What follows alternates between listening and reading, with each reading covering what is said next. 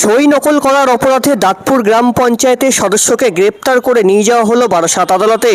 পঞ্চায়েত প্রধান সহ অন্যান্য সদস্যদের সই নকল করার অপরাধে শাসন থানা এলাকার দাঁতপুর গ্রাম পঞ্চায়েতের পঞ্চায়েত সদস্য এমতাজুল হককে গ্রেপ্তার করল শাসন থানার পুলিশ।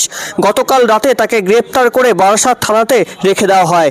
আজ দুপুর 2টো নাগাদ তাকে বারাসাত থানা থেকে নিয়ে যাওয়া হয় বারাসাত জেলা আদালতে। সেই ছবি তুলে ধরলাম আমাদের ক্যামেরায়। আপনাকে আপনার বিরুদ্ধে অভিযোগ মিথ্যা কেসে আমাকে ফাঁসানো হয়েছে। প্রধানের দুর্নীতি ঢাকার জন্য প্রধান আমাকে ফাঁসিয়েছে। প্রধান ফাঁসিয়েছে? অবশ্যই। আপনি কি সিগনেচার জাল করেছিলেন? একদম না, আমাকে চক্রান্ত করে ফাঁসানো হচ্ছে এই জায়গাটায়। আচ্ছা, প্রধান আমাকে ফাঁসিয়েছে।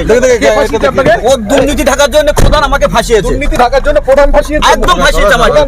প্রধানের নাম কি? মনিরুল ইসলাম। স্যার ওঠেন, আপনি ওঠেন। সিগনেচার জাল করেছিলেন? না স্যার, একদম চক্রান্ত করে এটা, চক্রান্ত। পুরো কি চক্রান্ত?